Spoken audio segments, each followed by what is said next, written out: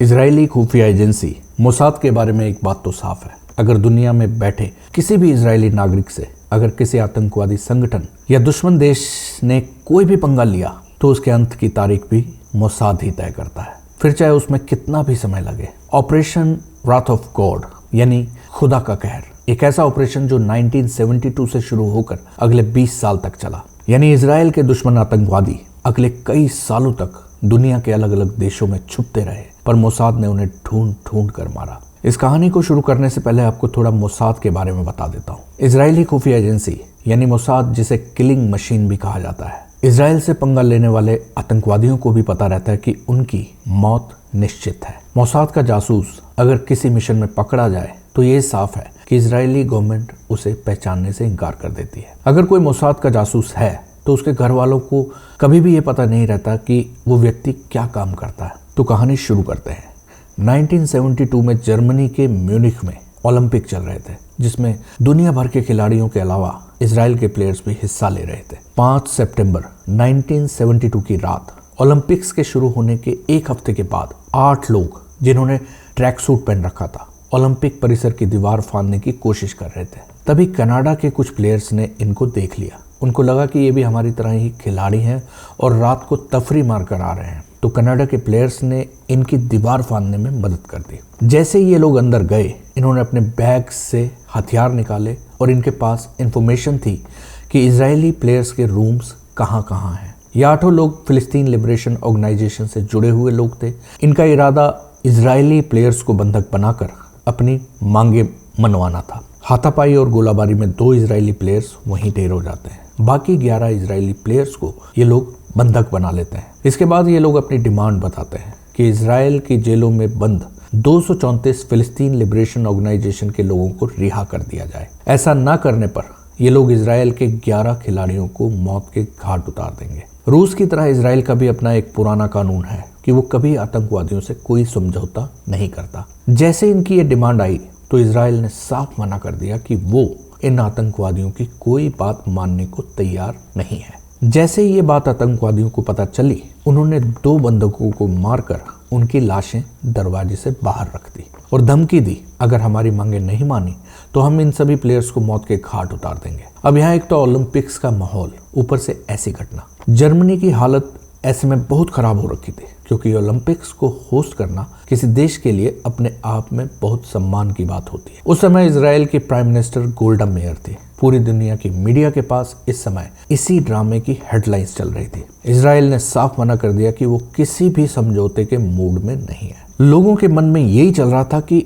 Israel अपने players को बचाना नहीं चाहता। इस बीच इजराइल ने जर्मनी से ये रिक्वेस्ट की कि वो म्यूनिख में अपने स्पेशल फोर्सेस को भेजकर एक खास ऑपरेशन की मदद से अपने प्लेयर्स को बचाना चाहता है। अब इतना बड़ा इवेंट और वहां दुनिया भर से आए हुए प्लेयर्स, जर्मनी ने इजराइल को खून खराबे और दुनिया भर में बदनामी के डर से इस ऑपरेशन के लिए मना कर दिया। अब वक्त बीतता जा रहा था, इजराइल अपने फैसले से टस से मस नहीं हो रहा था। अब आतंकवादियों को भी ये लगने लगा कि लगता है इजराइल उनकी बातें नहीं मानेगा। ऐसे में अचानक आतंकवादी अपनी शर्त में थोड़ा बदलाव लाते हैं और कहते हैं कि चलो ठीक है, आप उन 234 कैदियों को रिहा मत करो, परंतु आप हमारे लिए म्यूनिख शहर छोड़ने का इंतजाम करवा दो, परंतु ये बंधक हमारे साथ ही जाएंगे। इसके लिए आप यहाँ से निकलने के लिए एक बस दे दो, फिर आगे सफर के लिए एक प्लेन। जर्मनी को लगा कि ये अच्छा है, कम से कम ओलंपिक विलेज से दूर जाकर शायद इन प्लेयर्स को बचाने का कोई मौका हाथ लग सकता है। तो इसके लिए जर्मनी तैयार हो गया। बाकायदा बंधकों और आतंकवादियों के लिए एक बस मंगवाई गई। जर्मनी ने एयरपोर्ट के रास्ते में अपने शार्प शूटर्स तैनात कर दिए ताकि जहां मौका मिले आतंकवादियों को मार गिराया जा सके। एयरपोर्ट में पहुंचने पर जब आतंकवादी बस से उतरकर हेलीकॉप्टर की तरफ बढ़ रहे थे, वहीं एक ऐसा मौका था कि शार्प शूटर्स ने आतंकवादियों पर फायरिंग शुरू कर दी। ऐसे में जब आतंकवादियों ने खुद को घिरा पाया तो उन्होंने भी निहत्थे बंदूकों पर गोलियां बरसा दी। इस ऑपरेशन में शार्प शूटर्स ने सभी आतंकवादियों को तो मारा ही, पर एक भी इजरायली प्लेयर को बचाया ना जा सका। 2 प्लेयर्स ओलंपिक विलेज में मारे गए, 9 प्लेयर्स एयरपोर्ट में गोलीबारी में मारे गए। अब इस बात से पूरे इजराइल के नागरिकों में गुस्सा फूट पड़ा, क्योंकि ये तो पता था कि किस संगठन ने इस घटना को अंजाम दिया है। अब बात शुरू होती है बदले की। ये पूरी दुनिया को पता था कि इजराइल अपने नागरिकों के बदले के लिए किसी भी हद तक जा सकता है। ऐसे में तत्कालीन प्रधानमंत्री गोल्डा मेयर ने अपने खुफिया विभाग मोसाद के चीफ के साथ एक मीटिंग अरेंज की। माना कि वो 8 के 8 आतंकवादी वहीं ढेर कर दिए गए थे, परंतु अब ये जानना जरूरी था कि म्यूनिख कांड की साजिश किसने रची, प्लानिंग में कौन कौन शामिल था, फंडिंग कहां से हुई, पैसे किसने दिए। जो भी बंदा इस साजिश में दूर दूर तक शामिल था, वो चाहे दुनिया के किसी भी कोने में छुपा हो, उसे एक यादगार मौत देने का वक्त आ गया था। मोसाद ने इस ऑपरेशन का नाम रखा राथ ऑफ गॉड, यानी ईश्वर का कहर। रातों रात इस मिशन के लिए एक टीम तैयार की जाती है। हालांकि इस साजिश की प्लानिंग करने वालों को ढूंढने में अभी समय लगना था, परंतु इजराइल को अपने दुश्मनों को ये बताना भी जरूरी था कि अगर इजराइल से पंगा लोगे तो इसका अंजाम बहुत बुरा होगा। इसके 2 दिन बाद ही इजरायली आर्मी ने सीरिया और लेबनान में फिलिस्तीन लिबरेशन ऑर्गेनाइजेशन के 10 ठिकानों पर बमबारी कर दी, जिसमें तकरीबन 200 लोग मारे गए। इस हमले में फिलिस्तीन लिबरेशन ऑर्गेनाइजेशन के लोगों के अलावा कई बेकसूर नागरिक भी इसमें मारे गए। अब इसके बाद शुरू होता है main operation Wrath of God. Munich कांड की साजिश रचने वालों का धीरे धीरे पता लगाया जाता है। पता चलता है कि ये लोग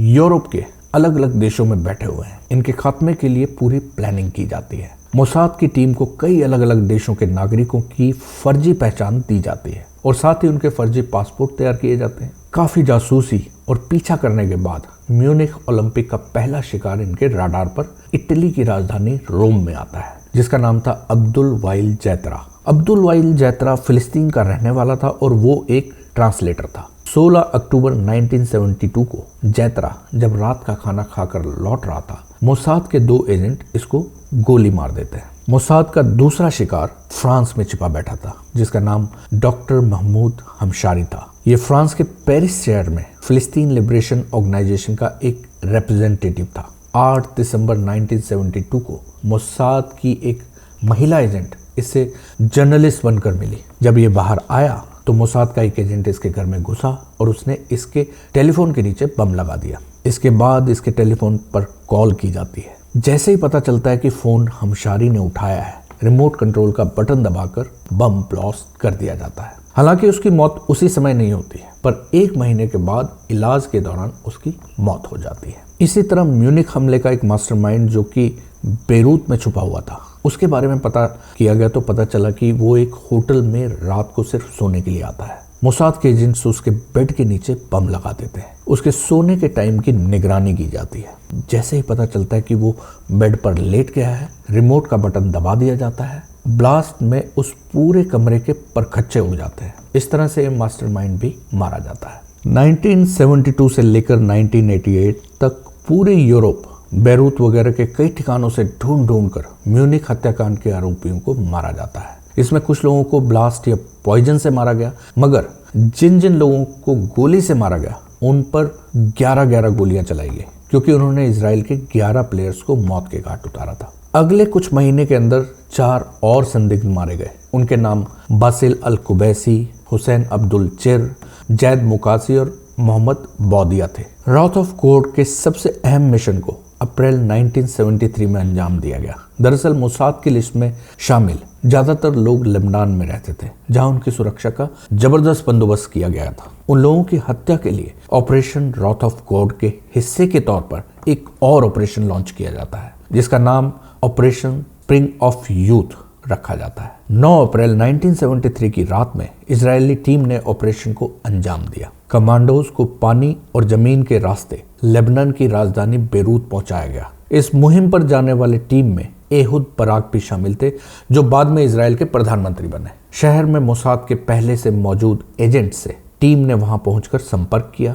इजराइल के कमांडो की कई टीमों ने शहर के कई जगह छापे मारे और इजराइल के पैराट्रूपर के एक दस्ते ने PFLP यानी popular front for liberation of फिलिस्तीन के हेडक्वार्टर पर हमला किया। मुख्य दल ने मोहम्मद यूसुफ अल नज्जर, कमल अदवान और कमल नासिर को मार गिराया। म्यूनिख हमले के गुनाहगारों को निशाना बनाने के चक्कर में मोसाद ने एक चूक भी कर दी। मोसाद के एजेंट ने एक निर्दोष की हत्या कर दी। म्यूनिख हत्या के करीब 1 महीने बाद मोसाद को खुफिया जानकारी मिली। मोसाद को पूरा यकीन हो गया कि हमले का मास्टरमाइंड अली हसन सलामत नॉर्वे के एक शहर लिलेहैमर में रह रहा है। 21 जुलाई 1973 को मोसाद के एजेंटों ने हमला किया और गलती से मोरक्को के एक वेटर अहमद बौचकी की हत्या कर दी। उसका म्यूनिक हमले से और ब्लैक सितंबर से कोई लेना देना नहीं था। नॉर्वे पुलिस ने मोसाद के 6 एजेंटों को गिरफ्तार कर लिया। उनमें 2 महिला एजेंट भी थी। टीम लीडर माइक हरारी समेत कुछ एजेंट्स बच निकलने में कामयाब हो गए थे।